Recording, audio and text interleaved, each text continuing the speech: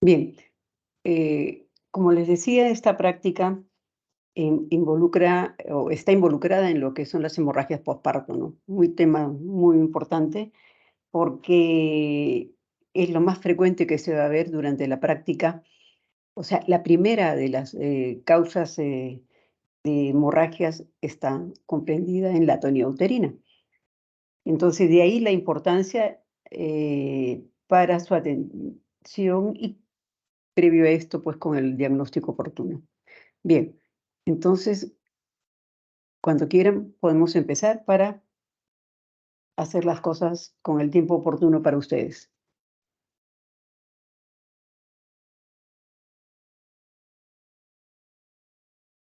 Sí, doctora, buenos días. Va a comenzar mi compañero Damián. Yo, mira, pues no escucho claro. No sé si tus compañeras te escuchan claro.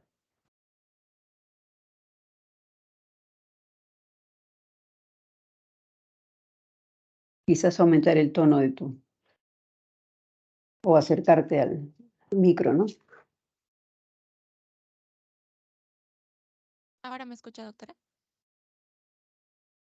Mm, un poquito más, pero no tan bien como. Melissa, ¿tú escuchas claro? ¿Escuchas con el volumen adecuado? No, también se le escucha un poco bajo, doctora, a mi compañero. Sí, yo te escucho a ti bien, pero a Yomira no tanto.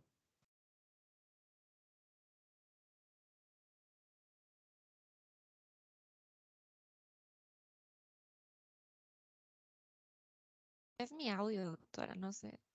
Es tu audio, ¿no? Va a comenzar mi compañero, doctora.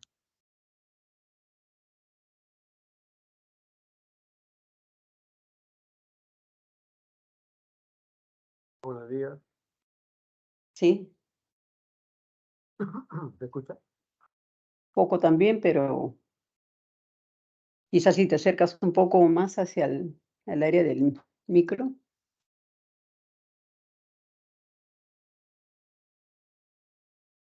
Sí, por favor, disculpe. Yo dejo el. A ver, a ver. ¿Se ve la imagen, creo? Sí, a ver, sigamos, vamos a tratar de. Pasa que lo había avanzado anoche. Yo juraba que era para. Entendió más que era para mañana. Bueno, pues yo lo tenía ahí. Ya, atonía terrible. Por esto hay que. ¿Se escucha, no? Sí, Hay que hablar un poco de esto, de postparto, ¿no? Se considera que es la pérdida de 500 mililitros o más de sangre después que se completa el tercer periodo del trabajo de parto. mm, Cualquiera. También cuando se constata la caída de la maternicidad de un 10%, ¿no? Y también cuando la hemoglobina disminuye luego del tercer estadio de parto o cuando existe la necesidad de una transfusión sanguínea. Y la necesidad de transfundir más de 4 unidades de concentrado de eritrocitos, ¿no? Por la disminución, ¿no? O la pérdida que está pasando en la paciente. Hay varias definiciones, ¿no? Considera que la pérdida sanguínea es de tal magnitud que produce cambios hemodinámicos que hacen necesario transfundir la sangre.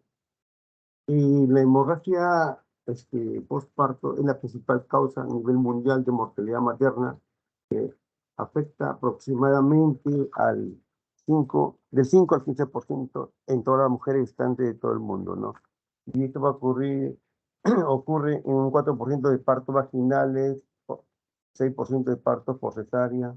La Organización Mundial de la Salud considera que hay 20 millones anuales de complicaciones maternas por hemorragia postparto, ¿no? El objetivo consiste en reducir el riesgo de mortalidad materna mundial en menos de 70 por 100.000 nacidos vivos y lograr que ningún país superase el doble de la media mundial, ¿no? Se proyectan ellos hacia el 2030. Ahora, la causa más frecuente de hemorragia postparto dice que es la incapacidad del útero para contraerse de manera apropiada después del parto de una operación o una cesárea que impide que realice la hemostasia fisiológica, ¿no? Hay incidencia de 1 de cada 20 partos. También tenemos que representa el 60% de la hemorragia postpartos y es responsable del 50% de la muerte materna. En cuanto a los factores de riesgo, tenemos, ¿no?, la edad materna, ¿no? Las embarazadas, los embarazos múltiples. En este caso también tenemos a la fibroma, la preeclampsia, ¿no? Los coriamnionitis, también la paciente previa, ¿no? Ruptura uterina, también el parto vaginal instrumentales, ¿no? Después tenemos la sección de cesáreas. En cuanto a la etiología, tenemos lo que tenemos que tener en cuenta, ¿no? Las 4T, que siempre mencionan ahí, la atonía uterina, que se refiere al tono, la retención de tejidos, ¿no? Lesión del canal del parto, las alteraciones de la coagulación como la trombina. En la atonía uterina, las causas son la predistensión uterina, ¿no? Los coriamnionitis, agotamiento muscular, ¿no? Y también tenemos en retención de tejidos, tenemos a la placenta, los coágulos, en la lesión del canal de parto, que se da a través de un trauma, solo desgarro del canal del parto, la ruptura, la disidencia uterina, inversión uterina también tenemos. En cuanto a la alteración de coagulación, tenemos la trombina, que se refiere a causas adquiridas o congénitas, ¿no? Acá una imagen para recordar sobre, por ejemplo, las hemorragias en la primera mitad del embarazo, el aborto, el embarazo ectópico, enfermedades trofoblásticas. En la segunda mitad de las hemorragias también vemos placenta previa, desprendimiento de prematuro de placenta, rotura uterina. En el posparto, ya la atonía uterina, ¿no? La retención placentaria, las traumas y la trombina. En la atonía uterina tenemos la definición, es la causa más frecuente de hemorragia postparto temprana. Las causas son sobreextensión uterina, los polidraunios, gestación múltiple, macrosomía fetal, parto prolongado también se da, la infección intraamniótica, y se usa como relajante uterina el butalino. En el tratamiento usan el balón de Bactri, pensamiento vaginal de arterias uterinas, realización de suturas compresivas y la histerectomía total o total. Y también tenemos la oxitocina, que produce contracción intermitente, la fibra uterina, la metil-ergometrina, los derivados de prostaglandina, ¿no? En el trauma tenemos como definición que es una causa de hemorragia postparto, son estar relacionados con parto instrumental de que se lesionan al canal blando del parto. Las causas son la ruptura uterina, las alteraciones cervicales tras la expulsión fetal, hematomas vaginales y vulvares. El tratamiento, la racia de laceraciones cervicales y vaginales, la histerorragia, el drenaje de hematoma, la racia del sitio, ¿no? En el tejido tenemos, si se ve tejido intrauterino en la ecografía, de realizarse el degrado puerperal. Las causas son retención de cotiledones de la placenta, retención de coágulos, el atletismo placentario, el tratamiento de la reducción de la cavidad uterina de forma manual, el manejo conservador que hay que tener en cuenta, ¿no? En la trombina aparecen en el concepto de abrupto aborto diferido de embolia del líquido amniótico. Las causas son alteraciones hemolíticas, el síndrome de Hell, hemodilución, coagulación intravascular diseminada, ¿no? El tratamiento se determina por acuerdo a la patología, alteraciones de los factores de coagulación, ¿no? Como puede ser hemofilia, ¿no? Tipo A, ¿no? Por ejemplo, ¿no? Después tenemos los cambios fisiológicos en el embarazo. Según Miller, en el 2020, dice que el embarazo hay un aumento del volumen plasmático del 50% y un aumento del volumen corpuscular del 25%, lo que conduce a una anemia fisiológica del embarazo. El valor límite de la hemoglobina es de 11 gramos 11,6 gramos por decilitro, por debajo de la línea de una anemia, menos de 11, ¿no? En el estado hipercoagulable hay aumento de la concentración plasmática de casi todos los factores de coagulación, sobre todo del fibrinógeno y del factor 7.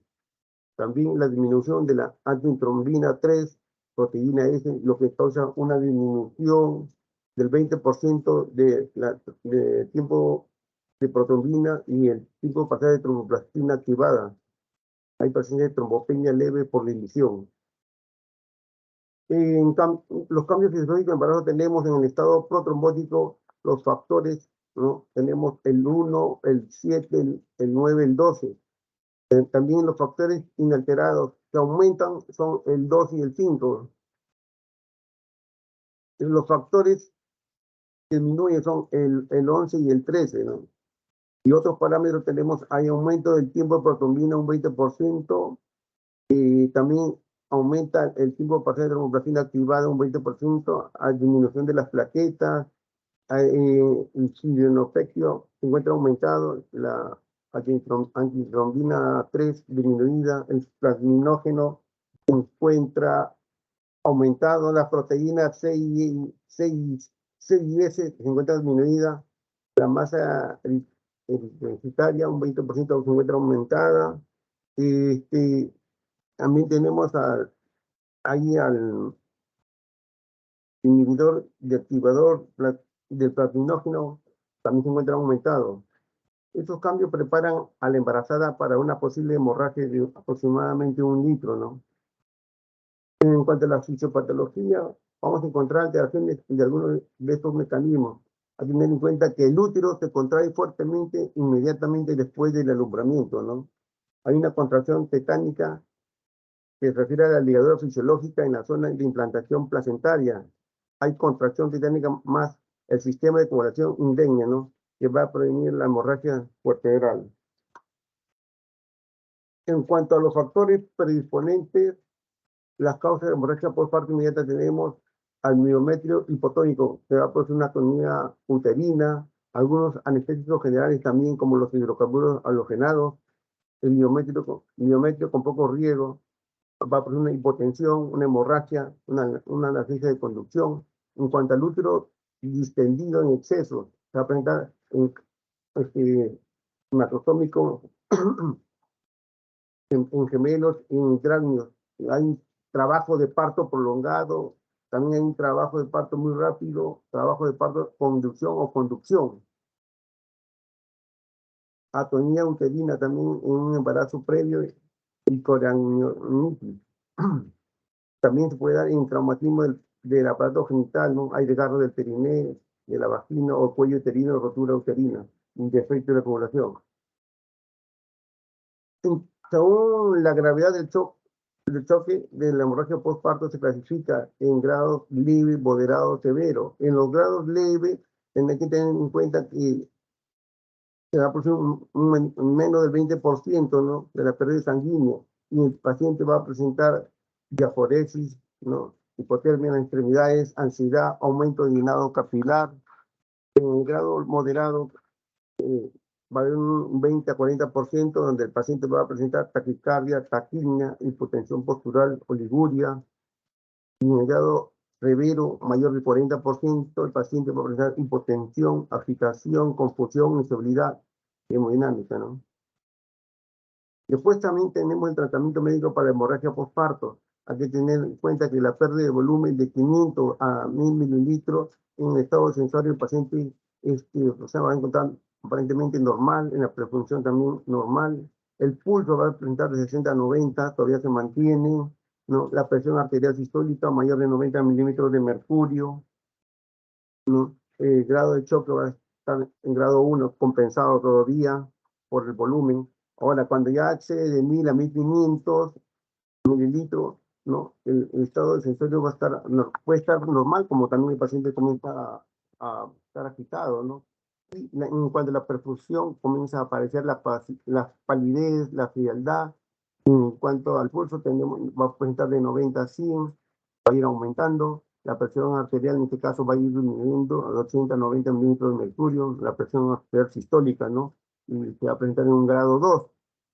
cuando ya el paciente comienza o aumenta más el volumen, en este caso de 1500 a 2000 mililitros, va a ir cambiando, entonces el estado sensorio va a estar agitado, la perfunción, la palidez también se va a hacer más pronunciada, ¿no? La frialdad, va a presentar sudoración, el pulso sigue incrementando para una compensación de 101 a 120 latidos por minutos, y la presión arterial sistólica sigue decayendo un 70 a 79 milímetros de mercurio, ya se considera un grado 3.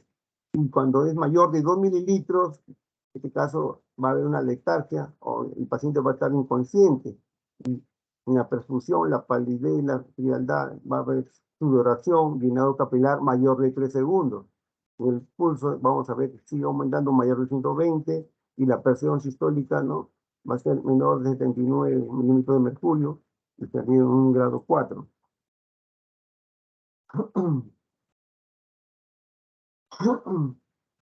En cuanto a la prevención, no tenemos aquí el manejo activo en el tercer periodo del parto, el uso de drogas de útero tónicas, tracción controlada del cordón umbilical, el masaje uterino post-alumbramiento, que va a disminuir la hemorragia postparto en un 60%. En cuanto al manejo de hemorragia postparto, tenemos el manejo multidisciplinario e interdisciplinario en especialista. Proceder inmediatamente en forma simultánea. Hay que canalizar por vía endovenosa con catéter número 18, ¿no? O puede ser también con 16, con cloruro de sodio a 9 por 1000 centímetros cúbicos. Considerar el uso de carbetocina como droga de útero tónica de primera elección y no asociarla con citocina o ergometrina. Y la puérpera continúa hemodinámicamente inestable, actuar según el protocolo de shock hipovolémico, ¿no? Evacuar la vejiga espontáneamente y, de ser necesario, colocar una sonda Foley con bolsa colectora para medir el volumen urinario, ¿no? Realizar consentimiento informado a la paciente o familiares de la intervención a realizar sus posibles complicaciones. También hay que revisar el manual de la cavidad uterina, revisión del canal del parto con valvas para determinar las posibles causas, ¿no? En cuanto al tratamiento, también hay que ver si hay desgarro vaginal, los cervicales, hematomas vaginales, restos placentarios. En la rotura uterina hay reparación, ¿no?, o histerectomía. En la agresión presentaria del manejo en el tercer nivel hay cirugía programada de 35 a 36 semanas. También en la anatomía uterina hay que hacer el masaje uterino, compresión fúngica bimanual, ¿no? En cuanto a los úteros retractores, tenemos acá a la oxitocina, la ergonovina, ¿no?, la carbetocina y misoprolol. En cuanto a la dosis y vía de administración, tenemos en la oxitocina, por ejemplo, vía intravenosa, hay que infundir 20 unidades en 1 litro, ¿no?, de líquido intravenoso. También de forma intravenosa, también a 60 gotas por minuto. Y si es intramuscular, de 10 a 20 unidades, ¿no? En este caso, teniendo en cuenta la hemorragia postparto, de 20 a 40 unidades también de 10, ¿no? Ahora, en dosis continua, en vía intravenosa, infundir 20 unidades en 1 litro, ¿no? Y también, o si no, en vía intravenosa a 40 gotas por minuto, ¿no? En la dosis máxima dice que no más de 3 litros de líquido intravenoso que contenga la oxitocina. En cuanto a las precauciones, contraindicaciones, no administrar el bolo intravenoso, ¿no? En cuanto a la ergonovina, ¿no?, las dosis y vía de administración puede ser intramuscular o vía intravenosa. Se va a administrar de forma lentamente, 0,2 miligramos. En dosis continua se repite 0,2 miligramos intramuscular después de 15 minutos y se requiere administrar 0,2 miligramos, ¿no?, ya sea intramuscular o intravenoso lentamente cada 4 horas, ¿no? En dosis máxima, que son 5 dosis, un total de 1 miligramo. En cuanto a las precauciones, tenemos acá la preeclampsia, la hipertensión, cardiopatía, no administrar embolo intravenoso, eso hay que tener en cuenta, ¿no? En cuanto a la carbetocina, la dosis de administración es intravenosa, 1 microgramos una sola vez, administrar en bolo en un lapso de 1 minuto. En dosis continua no se administra, en dosis máxima 100 microgramos, una ampolla de 1 mililitro, ¿no? Y en cuanto a las contraindicaciones, ¿no? En caso de pacientes de hipertensión crónica, insuficiencia coronaria, hay que tener en cuenta esos detalles, ¿no? El misoprolol, en dosis de vía de administración, tenemos de 400 a 600 microgramos vía oral o sublingual, ¿no? Después, en dosis continua, va a ser el misoprolol una única dosis, en dosis máxima, 600 microgramos vía oral o sublingual. Está contraindicado en pacientes que tienen asma, ¿no? No, no. Estudio de valoración tenemos en el laboratorio, ¿no? Hay que controlar al paciente la hemoglobina, el hematocrito, para monitorear el estado en el volumen de pérdida sanguínea. En las técnicas de imagen tenemos la ecografía que puede usarse para identificar restos placentarios retenidos, pero generalmente se dice que no es necesario, ¿no? En cuanto a los procedimientos diagnósticos, que se ve una exploración física en el abdomen y en la vagina, ¿no? Después tenemos otra alternativa, que es el taponamiento con gasa, ¿no? En cuanto al taponamiento se realiza con gasas secas de 15 metros de largo y de 3 a 4 centímetros de ancho, que va a rellenar completamente la cavidad uterina, introduciéndolo con pinza, roma y larga, empujando la gasa contra el fondo uterino, rellenando la cavidad de un cuerno a otro, y se colocará una sonda vesical. Si resulta efectivo para controlar la hemorragia, se dejará de 24 a 36 horas con cobertura de antibióticos de amplio espectro, ¿no? En cuanto al tratamiento no médico, este tratamiento médico no es suficiente para tratar una atonía uterina. Será necesario aplicar otras técnicas más o menos conservadoras del útero y la fertilidad, entre los que destacan el balón intrauterino, ¿no? Estructuras de compresión uterina, la ligadura de vasos pélvicos, la embolización, ¿no? El Bactri es el más utilizado, donde llenan con líquido, con suero, ¿no? Para que haga presión ahí. Y después tenemos el tratamiento quirúrgico, la sutura de compresión uterina, sutura de Bellin, sutura de Hyman, la ligadura de vasos pélvicos, las arterias uterinas, arterias hipogástricas o ilíacas internas. En casos extremos, el tratamiento quirúrgico radical es la histerectomía, ¿no? Eso sería todo, doctora. Bien. A ver, continúa. Yo, mira. Sí, doctora, yo voy a continuar un ratito.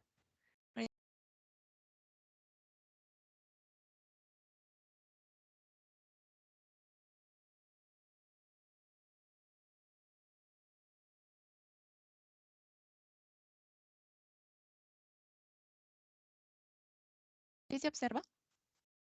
Sí.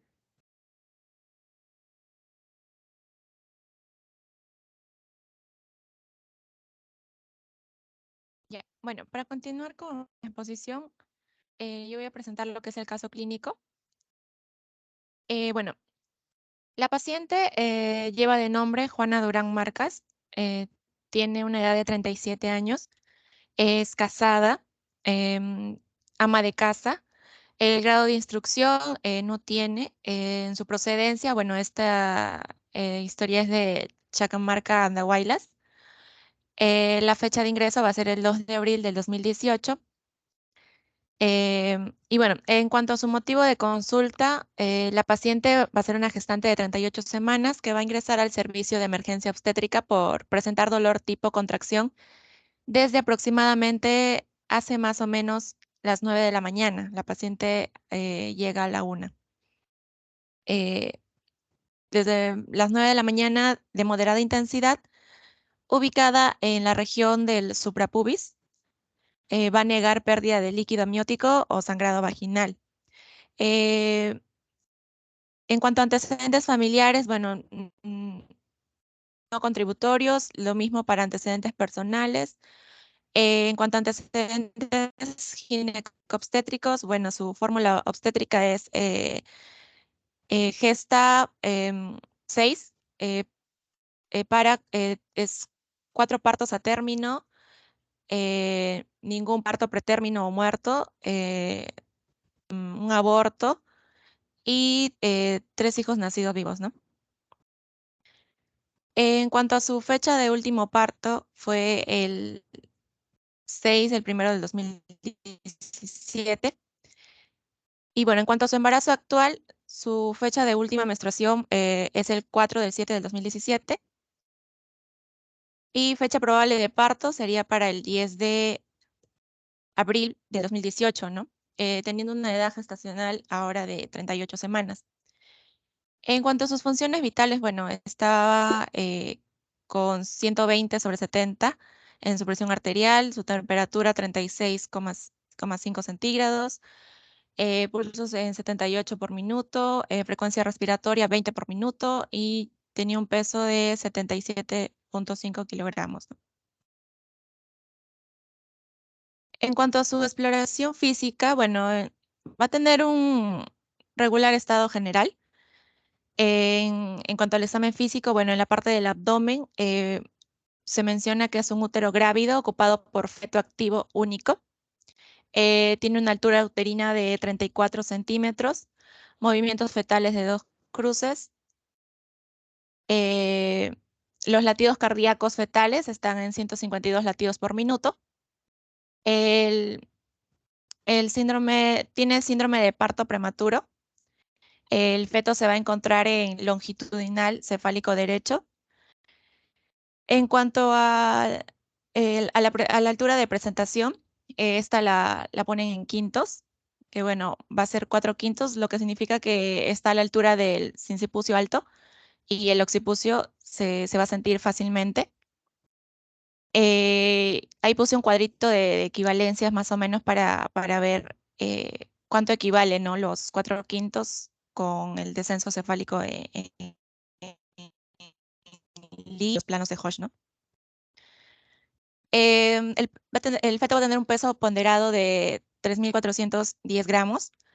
Em, en cuanto a la dinámica uterina, bueno, va a tener contracciones con una frecuencia de 3 cada 10 minutos, con una intensidad de 3 cruces y una duración de 38 segundos, ¿no?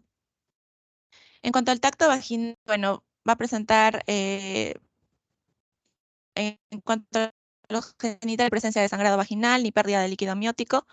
En cuanto a la pelvimetría, bueno, es una pelvis genicoide. El líquido amniótico no se visualiza, sangrado vaginal no se visualiza y los miembros inferiores va a estar sin particularidades, ¿no? Se va a pedir pruebas complementarias, hemoglobina, hematocrito, las pruebas rápidas de VIH, hepatitis B y sífilis y una ecografía obstétrica, ¿no?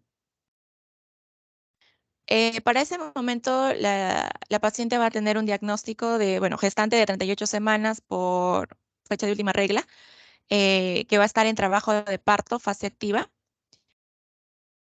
Y bueno, también presenta como diagnóstico circular simple de cordón umbilical, ya observada en la ecografía, ¿no?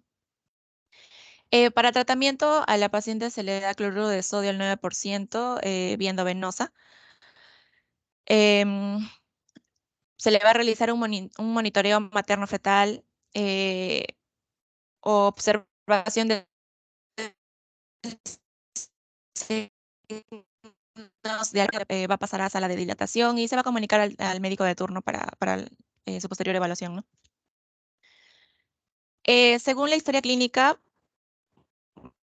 nos menciona que a las 5:56 de la mañana, ¿no?, que va a ser de sexo femenino, en condiciones anatomofisiológicas aparentemente normales, se coloca sobre el abdomen materno para contacto piel-lactancia materna exclusiva a libre demanda. El peso de la recién nacida va a ser de 3.070 gramos, la talla de 47,5 centímetros con un Apgar de 9 al minuto y a los 10 minutos, perdón, y 10 a los 5 minutos. Se le va a administrar 10 microlitros de oxitocina muscular, previa verificación de que no haya un segundo producto para realizar un alumbramiento dirigido, ¿no? Yo, mira, Sí, doctora. es unidades internacionales de oxitocina. Unidades cilindrales. Ya, ya, doctora. Bueno, a las 6:05 se produce un tercer periodo de parto con expulsión de la mitad de la placenta, sufriendo ruptura a nivel de la inserción del cordón umbilical y retención en un 50% aproximadamente. Se va a comunicar al médico de turno sobre la retención parcial de la placenta, quien indica realizar extracción digital del resto de la placenta. Esa otra mitad de la placenta extrayéndose aparentemente completa, ¿no?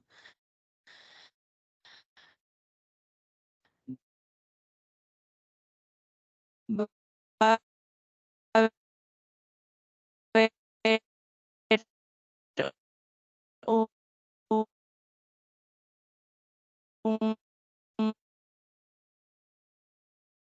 un desprendimiento por la relación de la paciente, quien indica que se le va a realizar compresión manual, se le canaliza una segunda vía con cloruro de sodio el 9%, se agrega 20 unidades internacionales de oxitocina a 60 gotas por minuto, se pasa a chorro 500 centímetros cúbicos del primer frasco de cloruro de sodio al 9%, sin agregados.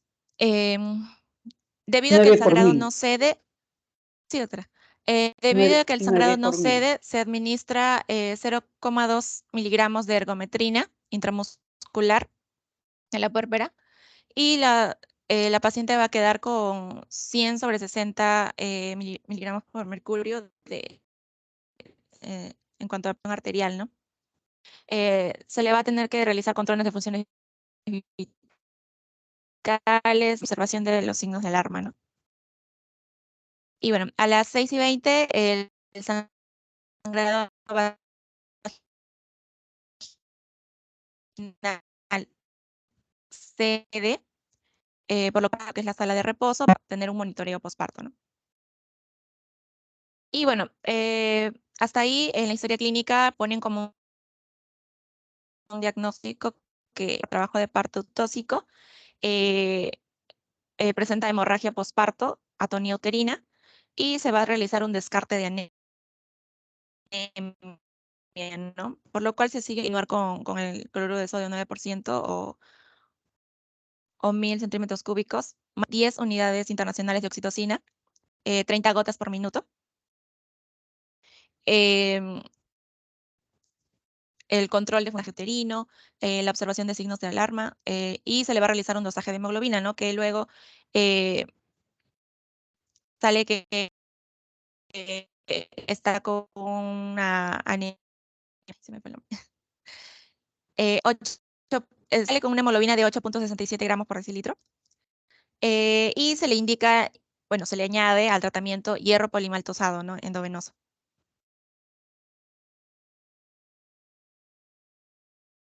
Y bueno, al día siguiente la paciente va a estar con una evolución favorable.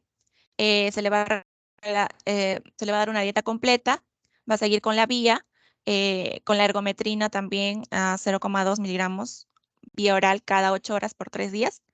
El control de funciones vitales y observación de signos de alarma, ¿no? Y bueno, para la tarde, el médico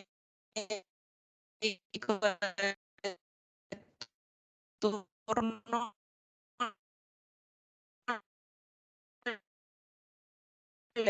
bueno, eso sería todo, doctora. Bien. Yo creo que aquí deben haber muchas preguntas, ¿no? Pero sería bueno ir empezando, como hoy día es nuestra última práctica, es importante que tengamos una idea de lo que hemos hablado ya en estas fechas. Si ustedes se dan cuenta, todo en obstetricia se relaciona.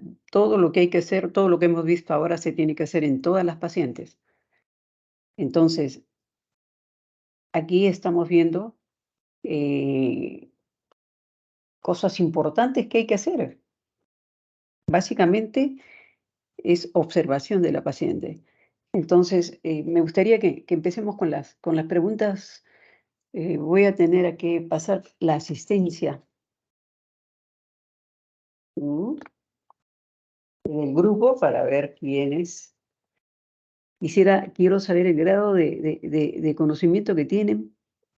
Va a ser rápido porque no quiero entorpecerles su tiempo para que puedan prepararse para llegar a su examen.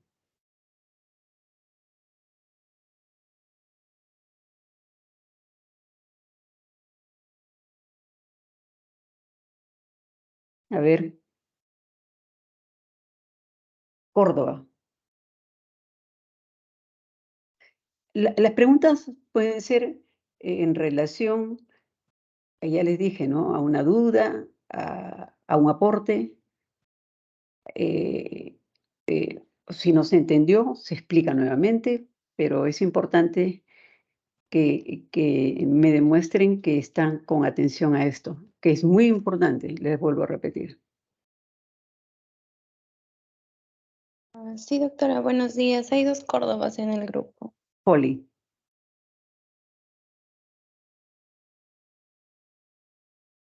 Sí, doctora, ¿me escucha? sí, Ya, bueno, del tema de que han hablado mis compañeros, creo que lo más importante es que la atonía uterina pues va a ser un factor importante para el desarrollo de hemorragias, ¿no? Entonces, creo que en el posparto, sí, se me fue la palabra, disculpe. sí. Hemorragias en el posparto, ¿no? Creo que eso me parecería más importante del tema, ¿no? Y ya lo que hemos expuesto también, el manejo y el protocolo que se hace cuando estamos frente a una hemorragia, ¿no? La clave roja. Ujú. ¿Ha quedado claro lo relacionado al manejo? Sí, sí, doctora. ¿Qué drogas se utilizan? No, ya, suficiente, Foli. A ver. Córdoba, Rosa.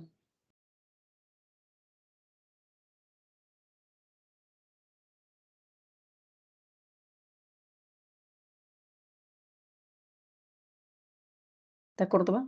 ¿Córdoba Rosa?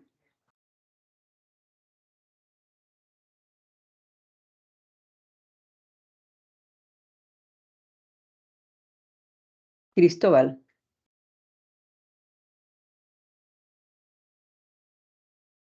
Sí, doctora, buenos días. ¿cómo estás? Buenos días. Lo que yo quería preguntar es, con respecto al tratamiento, no lo entendí muy bien, de la atonía uterina. Ya. ¿Cuándo indicar, por ejemplo, un tratamiento médico y cuándo empezar un tratamiento de tipo quirúrgico? Si hay algunas indicaciones específicas para empezar con el médico o cuándo, por ejemplo, empezar rápidamente con el quirúrgico, ¿no? O si se empieza primero con el médico y luego pasa por el quirúrgico. Ya, a ver. Claro, a ver, eso lo puedo contestar.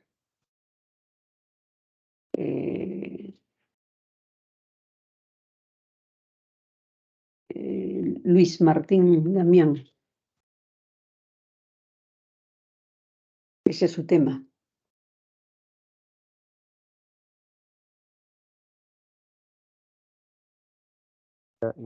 Bueno, en cuanto al tratamiento médico quirúrgico, hay que ver más que todo también lo que viste, el sangrado que es excesivo y no se puede detener, ¿no? Y ver las lesiones que hay internamente para poder saturar y de acuerdo a eso llevarse al tratamiento quirúrgico. ¿Por qué? Porque el paciente ya está en estado de shock, ¿no? Hay que recordar que cuando ingresa hay que recordar cuando ingresa el paciente hay que ponerle las vías este caso suero, no, 2 días, un suero, digamos, en el brazo derecho, en el otro brazo le puede poner sangre, ¿no? O también puede ponerse plasma fresco, para ir contrarrestando esa pérdida, pero a veces no se puede tener por diferentes factores porque hay que evaluar a la paciente y el sangrado es excesivo, entonces ahí entra, en este caso, a sala, ¿no? Y si estamos, digamos, en una posta o un centro médico, hay que llevarlo a un a un hospital de referencia donde hay médicos especializados. A veces no hay tiempo para llevarlo. ¿Qué medida más harías tú para cohibir el sangrado? Mencionaban sobre el taponamiento, ¿no? Con gases, ¿no? ¿En qué casos? Aparte, ajá, ¿En qué casos? ruptura de útero, Claro, estamos hablando básicamente de atonía uterina, porque si hablamos en términos generales hay que ver las 4T, pero de eso no estamos hablando. Hablamos de un factor importante que es dentro de las entidades que producen hemorragia postparto.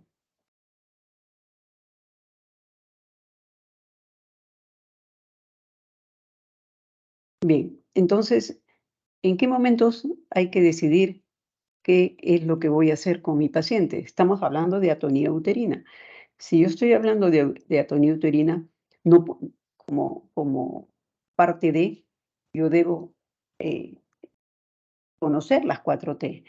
Entonces, ocurre que si es un parto y he revisado que no tiene nada en mi área vaginal, ¿no? El cuello también está indemne, pero lo que estoy observando es que el útero no se contrae, entonces yo debo tratar de determinar bien si es que dentro de la cavidad uterina, ¿no? Hay algún resto, algo que está condicionando que no haya una buena contractibilidad en forma completa del fondo uterino. Entonces, si noto que ese útero está como si fuera una bolsa que no tiene tono, entonces estamos viendo que, y la paciente nos presenta un sangrado rojo rutilante, quiere decir que el sangrado viene de ahí de adentro. Entonces, debo hacer lo que ha dicho Luis Martín, ponerle la vía, ¿no? Luego, ponerle, básicamente, en todas las entidades le ponen una vía de inicio para poder agregar la oxitocina de ser necesario o para hidratar a la paciente en caso de que tenga una labor de parto, prolongada. Entonces, todos estos detalles son importantes a la hora de poder, eh, aplicarle a la paciente algún medicamento que necesite para apoyarla en su recuperación. Entonces, si estamos teniendo esto, por esa vía pasamos uterotónicos, pasamos solución salina, lo que necesite la paciente.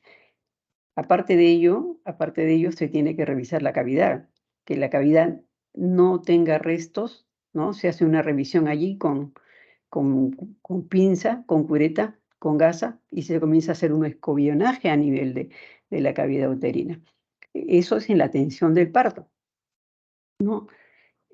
Sabemos que esto puede ocurrir en las 24 horas, pero usualmente ocurre pues en el diagnóstico cuando es una cosa abrupta, ¿no? Ocurre en el momento en que está produciéndose o se produjo el alumbramiento. El útero se relaja y empieza a soltar el sangrado en forma profusa. Hay que hacer una revisión, como les repetía, y si es que con toda la medicación, ya sea la ergometrina, ya sea la oxitocina, si le hemos puesto inclusive eh, el misoprostol o la carretosina, dependiendo de lo que tengamos en el momento para manejar este sangrado, Si no hay una respuesta adecuada y vemos que nuestra paciente empieza a chocarse, tenemos que actuar de inmediato y pasar la sala de operaciones. Pero por eso yo le decía, dependiendo de dónde estemos, vamos a poder saber qué hacer. Ponemos las vías, en este caso 2 vías para complementar el traslado de la paciente y llevarla a un lugar donde tenga resolución, capacidad de resolución. Lo siguiente, el manejo quirúrgico, eso es, una cirugía empieza desde hacer un legrado, pero un legrado también implica utilizar el tipo de legras adecuada. No con cualquier legra se puede hacer. Acuérdense que el útero está sobredistendido y muchas veces adelgazado. Y lo que se tiene que hacer allí es utilizar una cureta que le llaman cureta de cotiledones, que es como si fuera una cuchara grande, ¿no? Pero larga, que tiene que llegar al fondo y nosotros tenemos que hacerlo con alguien de ayudante que coja el fondo para que sienta. Nosotros pasamos la legra y hacemos que la persona que está agarrando el fondo uterina sienta. Si lo siente, volteamos la legra y comenzamos a limpiar todo lo que hay adentro.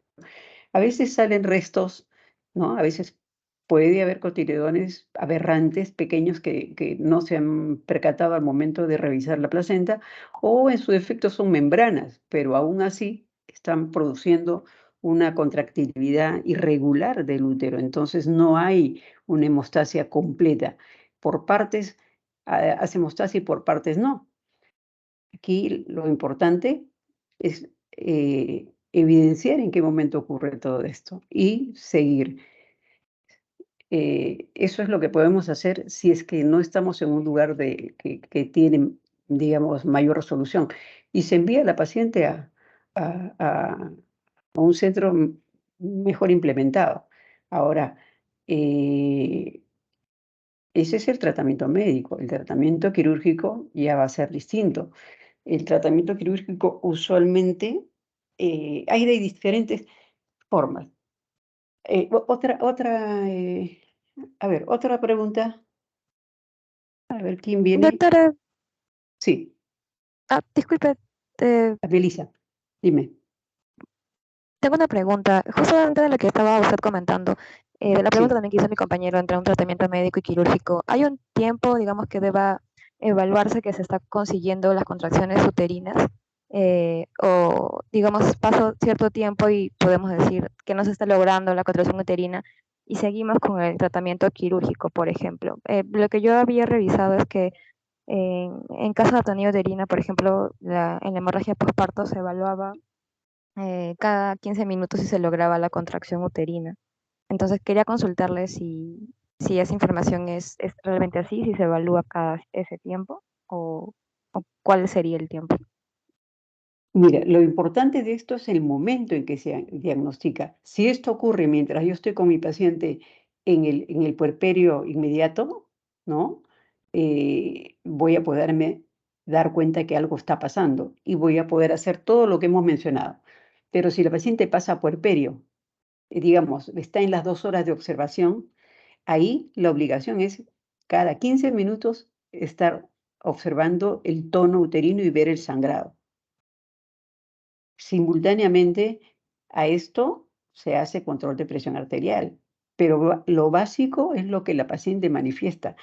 El diagnóstico es clínico porque hay manifestación evidente, hay síntomas y signos que vamos a ver. El síntoma que nos puede dar la paciente es que se siente mareada y el signo más evidente es el sangrado. Y el sangrado es un sangrado rojo rutilante. Ahora, para que haya una pérdida masiva, ¿no? Quiere decir que no hemos logrado hacer nada. Si nosotros estamos viendo de que la paciente está sangrando bastante, lo primero que tengo que hacer es ponerle las vías y lo más próximo, mandarla a un lugar de mayor resolución. Previo a estas cosas que ya les he mencionado el momento que estoy ahí.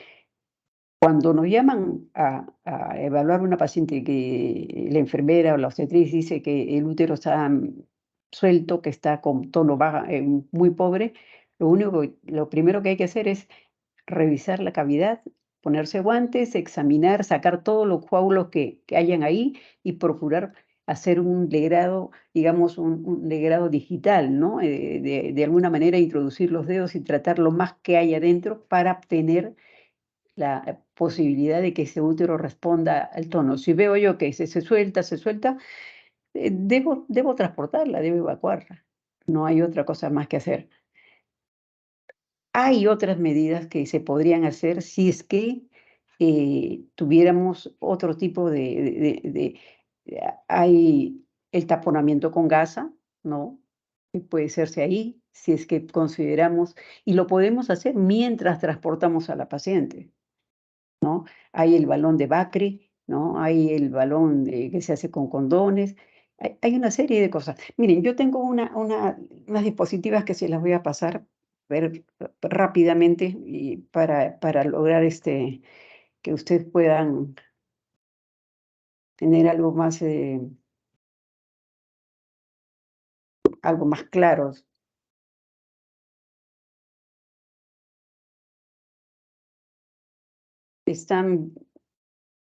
¿Visualizan esto? Ya no se ve, doctora. Ahora sí. Ahora sí, doctora. ¿Sí? A ver, esperen un momentito que tengo problemas acá.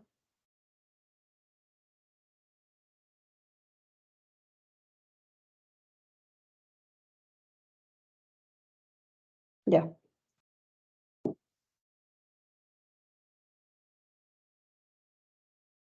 ¿Saben qué ocurre? De que tengo la imagen de una de sus compañeras acá.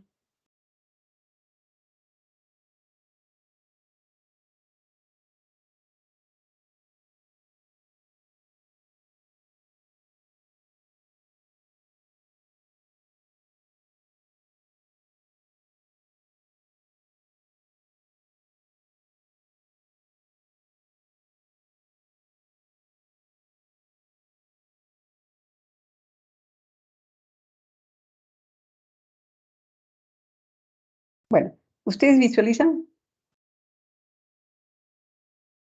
Sí se ve, doctora. Ya. Entonces, el tema es el siguiente. Ya su compañero ha hecho una explicación. Vamos a pasar básicamente a la parte que...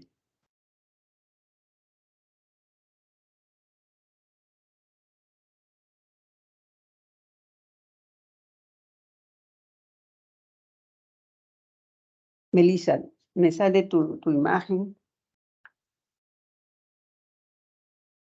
y no la puedo sacar.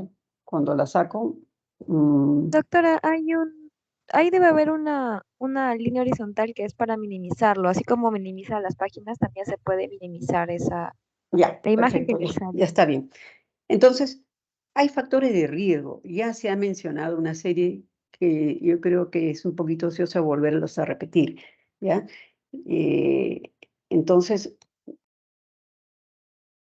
de todo esto, lo más importante aquí me parece el diagnóstico. Esto es clínico, ¿no? Tenemos que determinar por qué vía estamos atendiendo a nuestra paciente. Si es por la vía vaginal, todo lo que hemos reportado. Si esto puede ocurrir en una cesárea, entonces también tenemos que ver cuál es la magnitud. Es muy subjetivo a veces la opinión de cuántos sangrados está viendo, ¿no? En una cesárea es más fácil de determinar porque las enfermeras se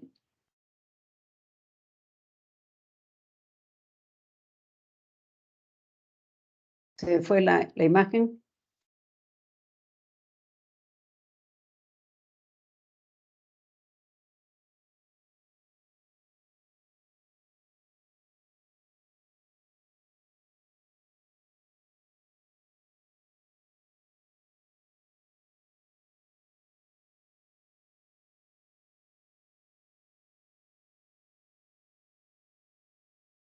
Bueno, entonces hay una serie de cosas que tenemos que nosotros ver. Una hemorragia en un parto vaginal mayor de 500 y en una cesárea mayor de 1000, ¿no? Otra cosa que debemos ver siempre es el útero, la altura del útero, el tono del útero, ¿no? Y si vemos y palpamos un útero que no logra bajar del ombligo, ¿no?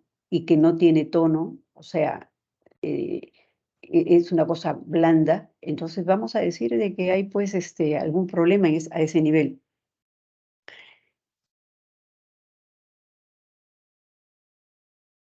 Cuando vamos a evaluar tenemos que ver cómo se encuentra nuestra paciente, si hay taquicardia, cuando la presión cae en 30% en la pérdida, tenemos que reponer fluidos, los catéteres, evaluar el útero, también hemos dicho, la vejiga debe ser evacuada para poder tener buena capacidad de palpar el útero.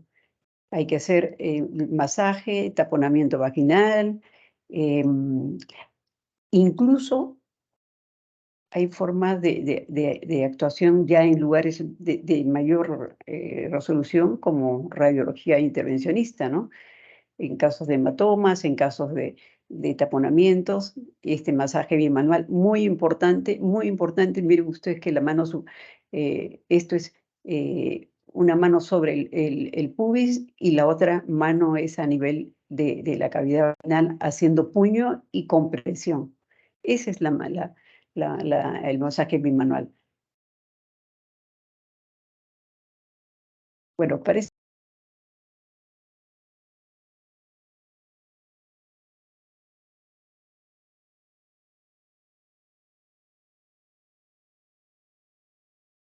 Aquí ya hablamos bueno, ya hablamos de lo que son los uterotónicos para manejar lo que es el sangrado, ¿no?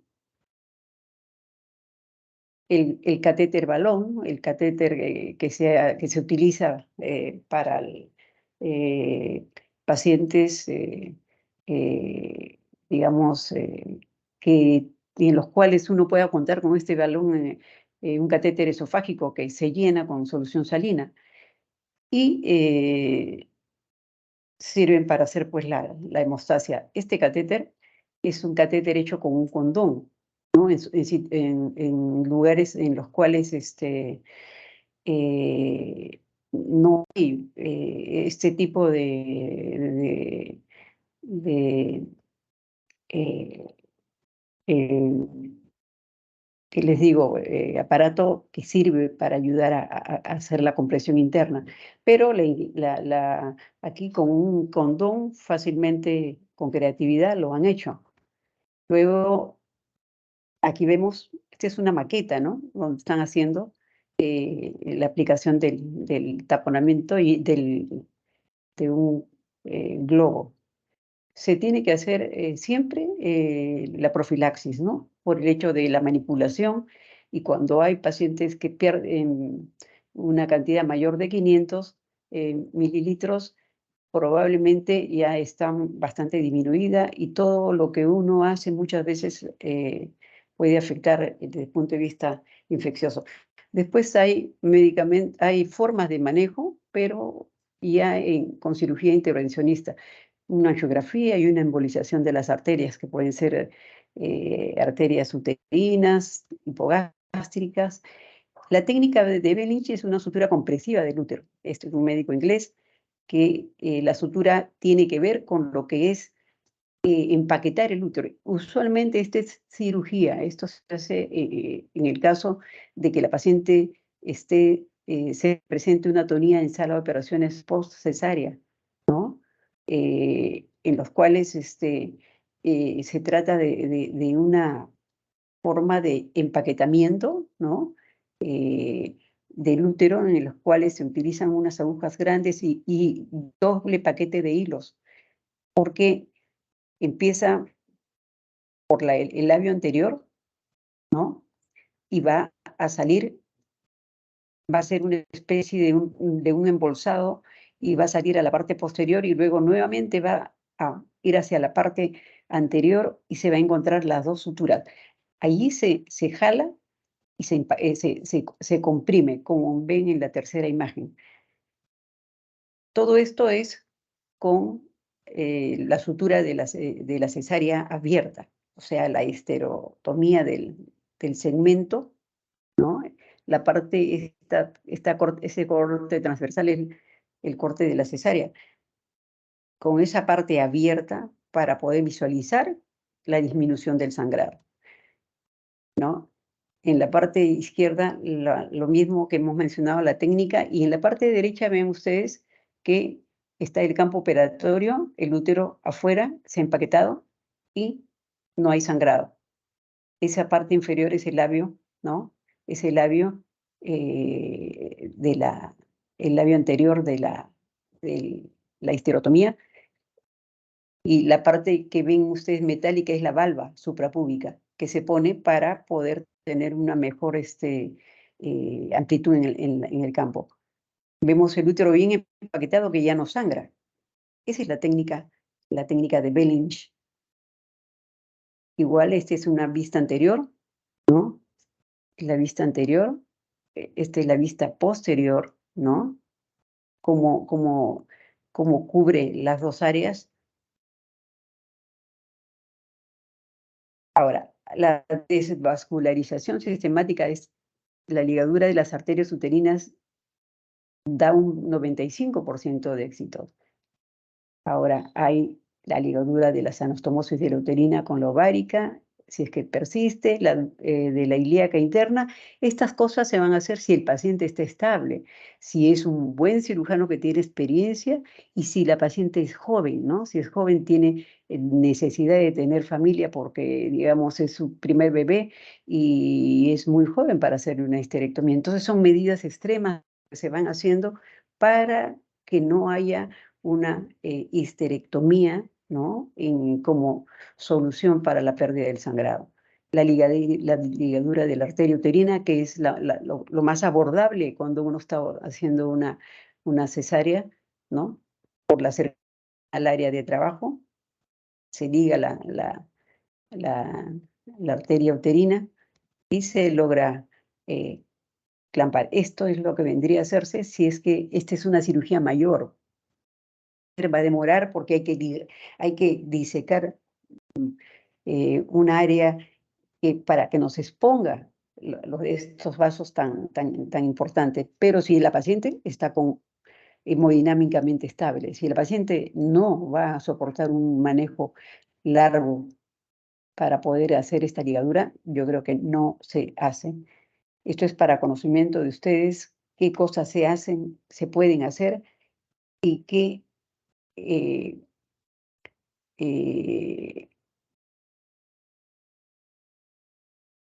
de lo que podemos tener dentro a nuestra mano para solucionar problemas.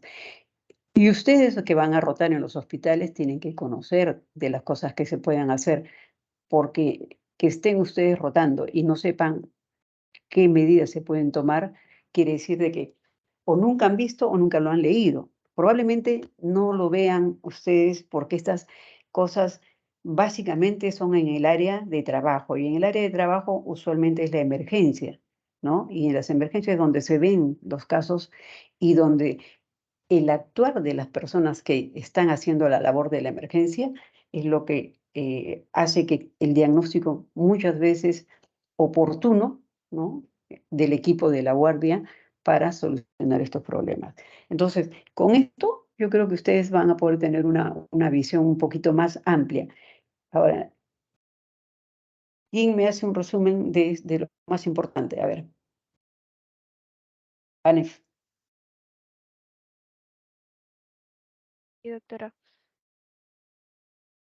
Bueno, habló de algunas ligaduras que se pueden hacer al intervenir al útero, ¿no? Pero mencionó que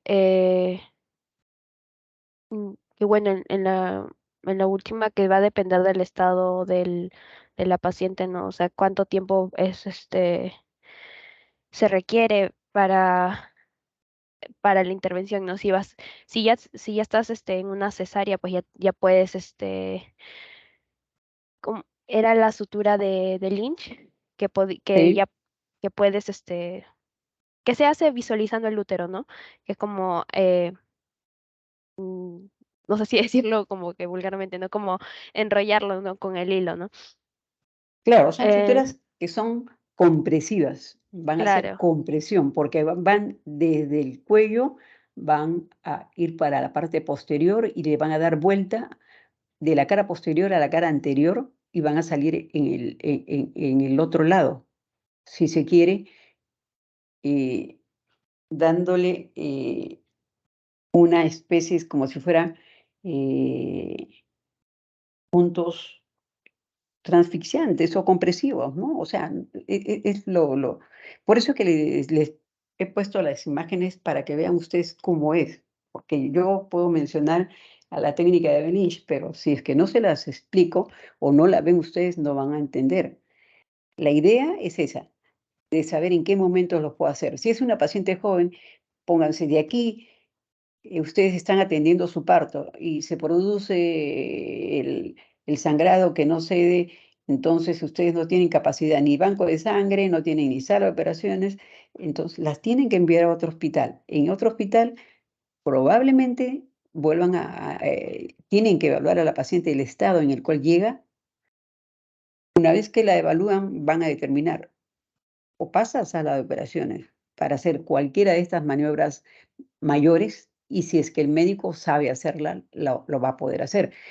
Lo otro es de frente hacer la histerectomía. Eso es como medida extrema si no cede con el tratamiento médico. El tratamiento quirúrgico es lo que sigue al tratamiento médico si no hay capacidad de respuesta de la paciente. Bien, Víctor Manuel,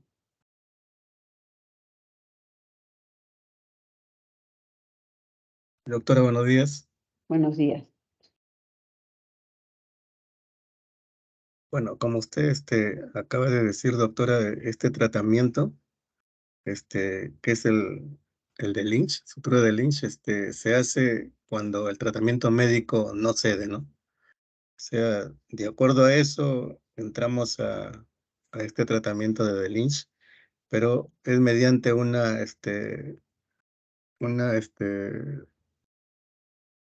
cuando ya están en una cirugía, ¿no? Sí. Y el mecanismo o la forma de hacerlo es desde el cuello del útero a la parte posterior y a la parte anterior, ¿no? Para poder, Viene a ser, para no, poder no, tener éxito de repente no me he explicado bien. Es lo que yo visualizo a través de la operación cesárea que he de hecho, la cesárea. del corte. Así es, se ve lo que viene a ser el segmento, que es la parte interna que cambia de nombre entre, viene a ser el istmo cervical, que cuando entra en trabajo de parto se convierte en segmento, ¿no? En segmento, y viene a ser el segmento quirúrgico. Es donde se incide para poder aperturar el útero y que se produzca el nacimiento del feto.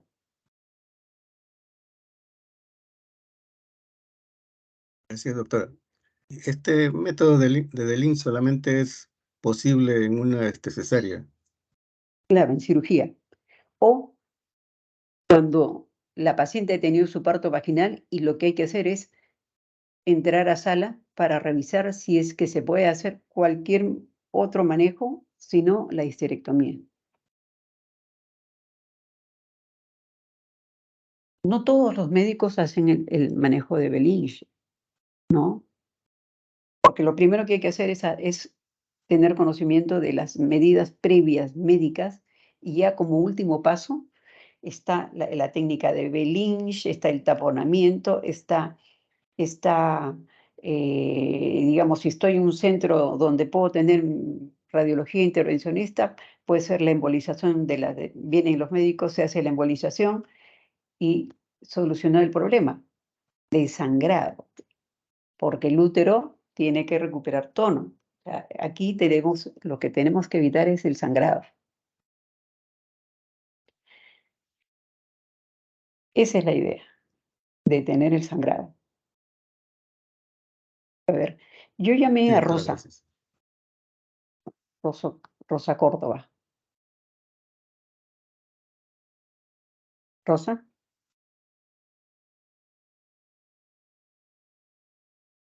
¿no está? Bien.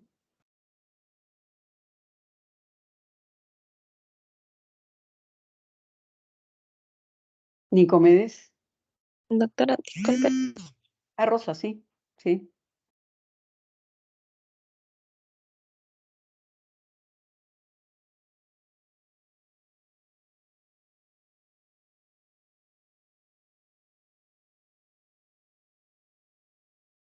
Disculpe, es que estoy teniendo problemas con... No escucho. Estoy teniendo problemas, creo, y no la puedo... ¿Usted no me escucha? Ahorita sí.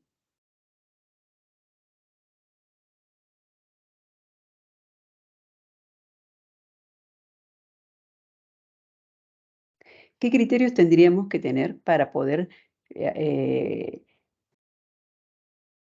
saber si nuestra paciente está frente a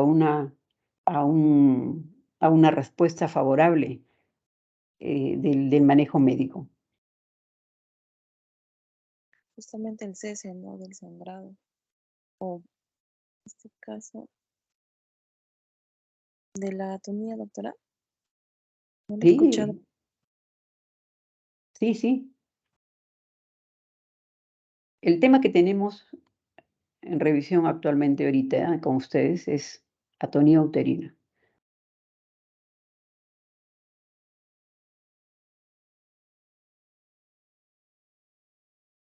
Ya, a ver.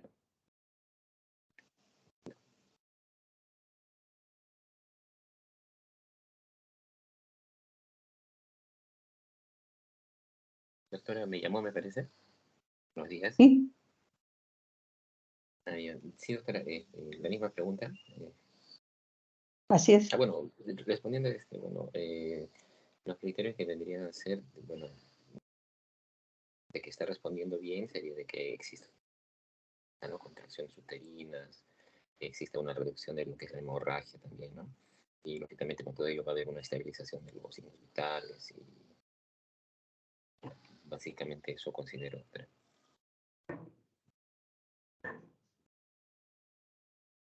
Bien, ya. Wendy.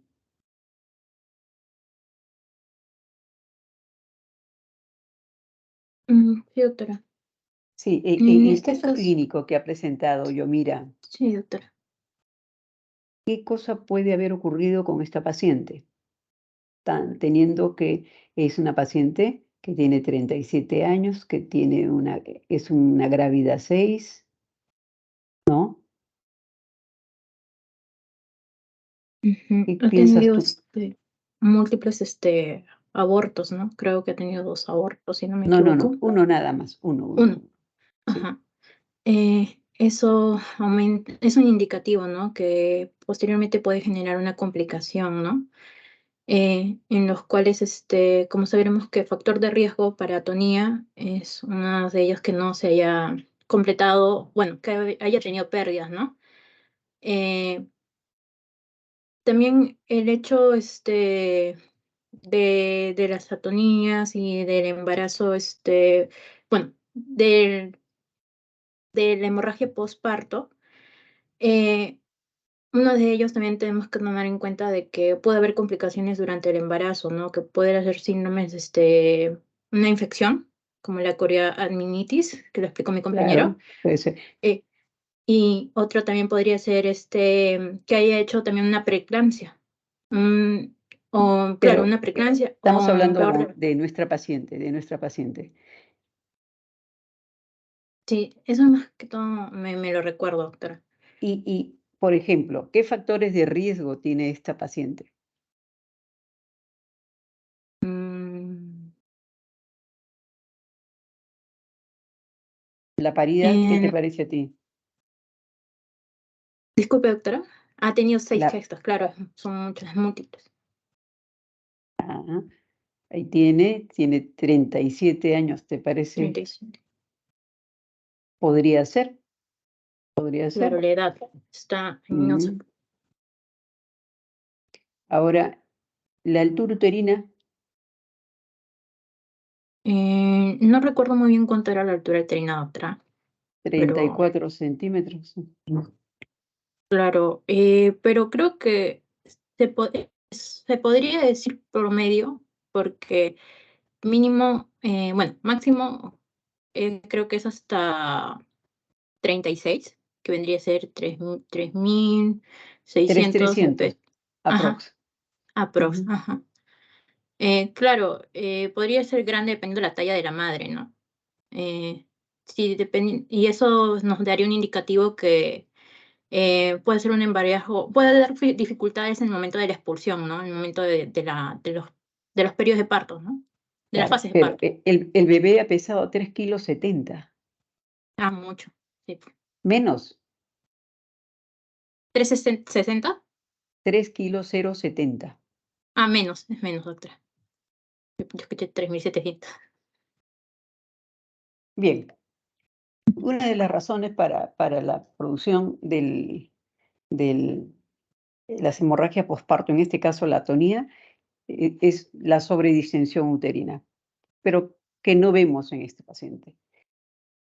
Hay una serie de factores de riesgo, pero muchas veces, miren, las 2/3 partes de los casos de atonía uterina se presentan en personas, en mujeres que son primíparas, ¿no? Entonces, esto muchas veces, a pesar de que conocemos los factores de riesgo, queda unas 2/3 partes de todas estas personas que presentan este problema que no tienen mayor factor de riesgo. Sin embargo, mucho depende de la atención que le demos, cómo atendamos el parto.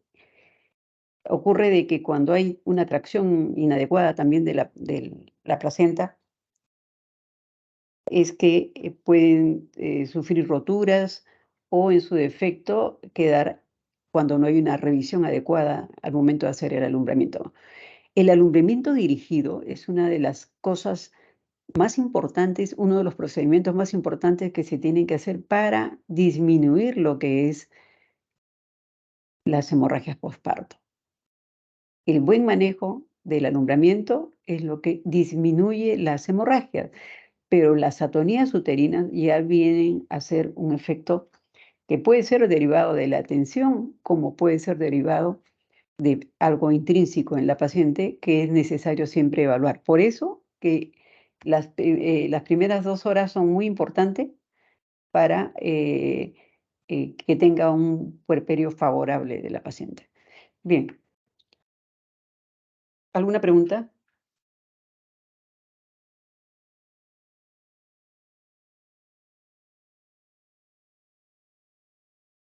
Doctora, Sí, dime, Wendy. pregunta, con referente a al balón de Bacri o también al Sí. balón artesanal que hacen con condón, Sí. ¿eso se lo retira cuando deja de sangrar o pasa un periodo de observación y posteriormente se lo retira? ¿O en el Sí, momento que hace hemostasis? se retira.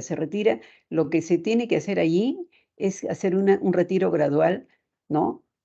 Acuérdense que el balón de Bacri y el condón tienen líquido, ¿no? Que se agrega allí y por esa misma forma se puede ir sacando, disminuyendo para que no haya una descompresión brusca. Esto es hasta estabilizar a la paciente. Usualmente entre 24 y 36 horas se retira. Igualmente es como el taponamiento vaginal, el taponamiento uterino que se hace con gasas, básicamente, que se van introduciéndose hasta lograr cohibir, ¿no? O que nosotros palpemos dureza en el útero. Igualmente con el balón de Bacri y con el otro condón.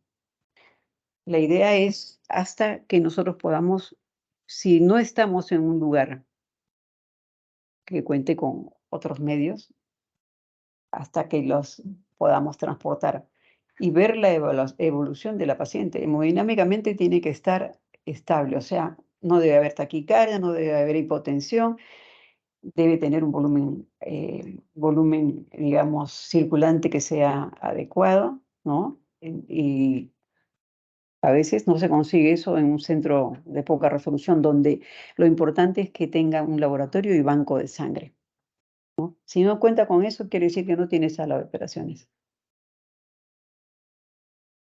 ¿Sí? ¿Alguna duda?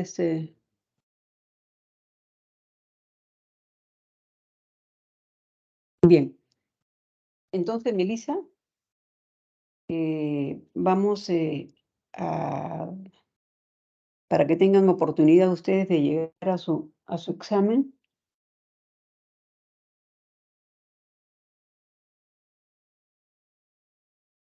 Sí, doctora, entonces finaliza la reunión.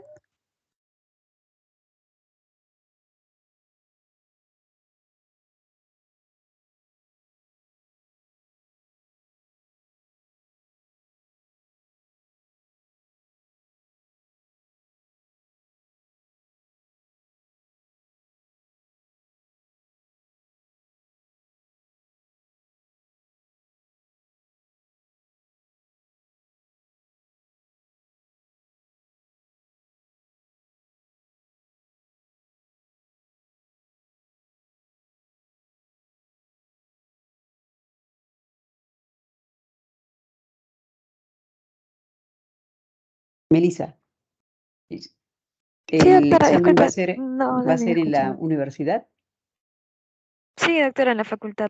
en la facultad, ¿no? Ya, ya. Les decía que si no hay inquietudes de parte de ustedes, porque de repente están pensando más en su examen, que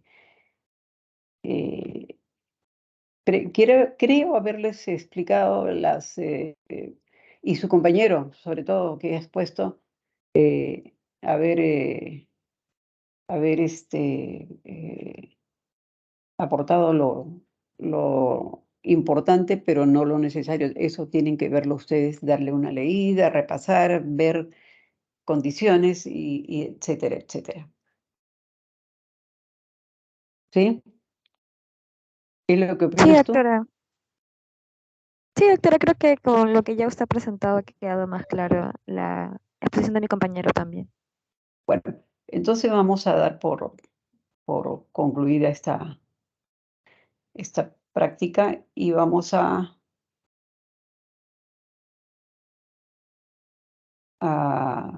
guardar la grabación, Melissa.